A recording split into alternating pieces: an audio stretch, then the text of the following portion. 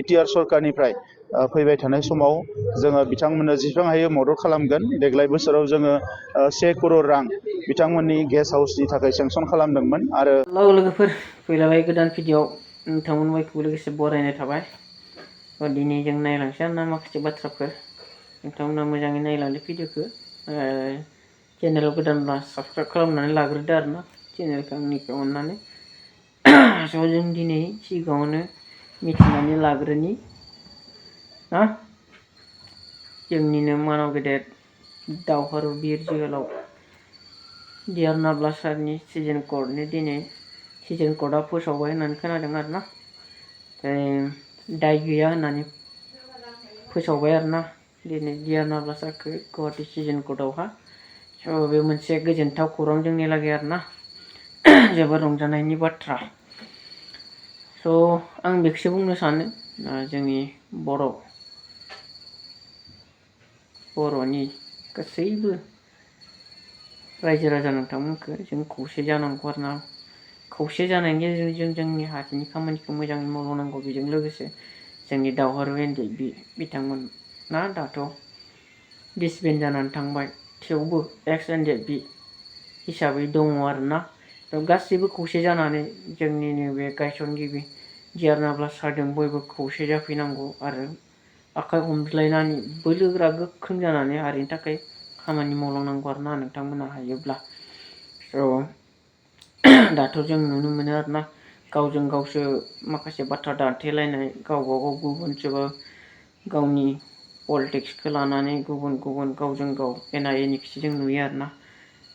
नाथाय दा जेब्ला डिआर नाब्ला सारआ उदां अख्राङाव फैगोन अब्ला ना जिहेथु एनडिएफबिखौ गायसननायनि फाउन्डार प्रेसिडेन्ट बिथाङा बयबो बिथांनि सायाव हेफाजाब होनांगौ आरोना बिथांजों लोगोसे जाफैनानै जेसेबांखिनि दङ ना थिरेन ग्रुप जा गबिन्द ग्रुप जा ना जा सावरायग्रायानो जा गासैबो एनडिएफबि जाया एनडिएफबिखौ दादोंमोन बिदों लोगोसे थानानै हेफाजाब होज्लायनानै खौसेयै बर' हारिखौ गोख्रों खालामलांनो नाजानांगोन आरोना। जिहेथु डिआर नाब्ला सारआ हारिनि थाखाय गावखौनो बावसोमनानै ना खामानि मावनो आवगायबोदोंमोन। दिनै बिनि नाजानायावनो दिनै गोबां जोंनि गेजेराव बेबायदि बोलोआ नुजाबायमोन आरोना। बिनि उनावहाय दिनै जोङो खौसे जाफिननो नांगोन आरो हारिखौ जौगाहोलांनांगोन आरो खामानि मावनानै। आं बेखौहाय मोनसे भिडिअ'आवसो नुदोंमोन आरोना नोंथांमोना नायलांनो हागोन। बोसोन राखि सार बिथाङा होदोंमोन आरोना बेखौ। दा बेखौनो ससे क्लिप होनानै आं नोंथांमोननो दिन्थिनो सानदों। नोंथांमोना नायलांबानो जाबाय आरोना। स' डिआर नाब्लानि महर मोखांफोरखौबो नोंसोरो नुलांगोन आरोना। स' नायलांदो एसे।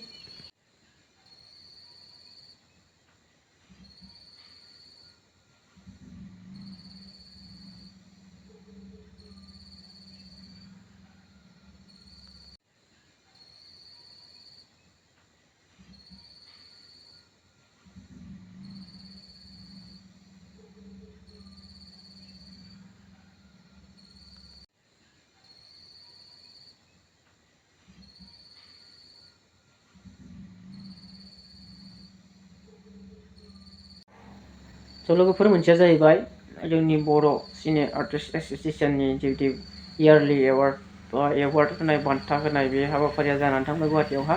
बिनि गेजेरावनो सोर सोर माबायदि बान्था मोननो हादों नोंथांमोना गोबाङानो मिथिबाय जानो हागौ आरो गोबाङानो मिथियाखै जानो हागौ आरोना। थ' बेखायनो आं नोंथांमोननो दिन्थिनानै होलांनो सानदों जाहाथे बेस्ट फिल्म एवार्डखौ मोननो हादों ना गाब गैयै जायख्लङा मोनदों। फिमेल एक्टराव मोननो हादों संगिना ब्रह्म बिथाङा आरो दंबावो आरोना बिदिनो गोबां बेस्ट एक्टराव मोननो हादों लिंसार। नोंथांमोना आं मोनसे लिस्टखौ दिन्थिनानै होनो नोंथांमोना नायलांबानो जाबाय आरोना।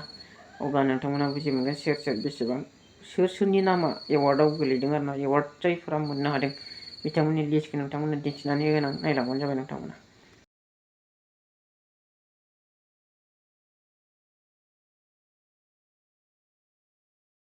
बेजों लोगोसे मोनसे गोजोनथाव खौरां जोंनिनो बिटिआरनि सिएम बिथां प्रमद बर' सारआ मा होनदों बिसानि थाखाय मोनसे अफिस लुफुंनानै होगोन बे जाबाय 1 crore बेखौ बिथाङा गावनि खुगाजोंनो दिनै बुंनानै होदों आरोना एनाउन्स होगोन होननानै नोंथांमोना मिथिगौ जानांगौ आरोना बेबादि बाथ्राया बिसानि लागै जोंनि बर' सिनियर आर्टिस्ट एस'सिएशननि लागै मोनसे गोजोनथाव खौरां आरोना जोबोर मोजां बाथ्रा जौगानायनि लामायाव फैदों स' बेफोरबायदिखौ जोंनो नांगौ आरो बेबायदिनो हेफाजाब होलांनांगोन आरोना जायफ्रा खुंथाइ गोहोआव दङ स' नोंथांमोना नायनानै लादो प्रमद बर' सारा मा होननानै लादों आरोना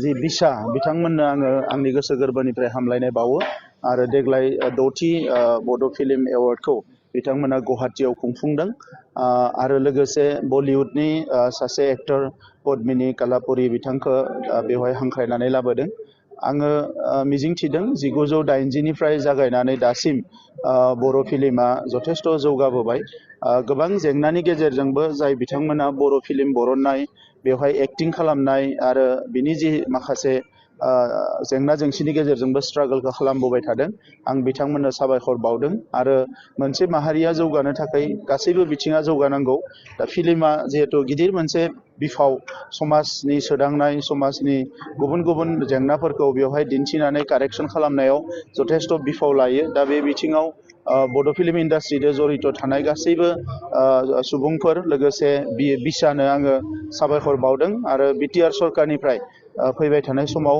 जोङो बिथांमोननो जेसेबां हायो मदद खालामगोन देग्लाय बोसोराव जोङो 1 crore रां बिथांमोननि गेस्ट हाउसनि थाखाय सेंसन खालामदोंमोन आरो फैबाय थानाय समाव आङो बिसानि अफिस लुफुंनो थाखाय सरकारनिफ्राय आरोबाव 1 crore रां होनाय जागोन आङो बेखौ दिनैनि हाबाफारियाव फोसावगोन लोगोफोर नोंथांमोना नुबाय जानांगौ खोनाबाय जानांगौ आरोना बाथ्राफोरखौ मा बुंदों बेजों लोगोसे गुगोल मेपखौ ट्रास्ट खालामनानै ना गुगोल मेपखौ फोथायनानै गारि सालायबाय थानायावनो फ्लाइअभारनिफ्राय गोलैनानै थैदों आरोना 3 मानसि थ' बे जाबाय इउपिआवहा जादों आरोना जानांगौ बिथांमोना फ्लाइअभारा कमप्लिट जानाय नङामोन आरोना थ' बेयावनो बिथांमोना गुगोल मेपनि डाइरेक्सनजों फैनानै स' गावनि जिउखौनो फोजोबनानै लाफैनो गोनां जादों आरोना बेबायदि जाथायफोर जादों स' गुगोल मेपा मा बेबो एसे गिनो गोनां बाथ्रा जाना फैबाय आरोना लोगोफोर स' भिडिअखौ गोलाव खालामना लोगोफोर नोंथांमोना कमेन्ट खालामनो हागोन लाइक शेयार खालामना होनो हागोन आरो जायफोरा चेनेलाव गोदान साबस्क्राइब खालामनो हागोन आरोना अननानै स' भिडिअखौ एसेयावनो फोजोबनोसै लोगोफोर बाय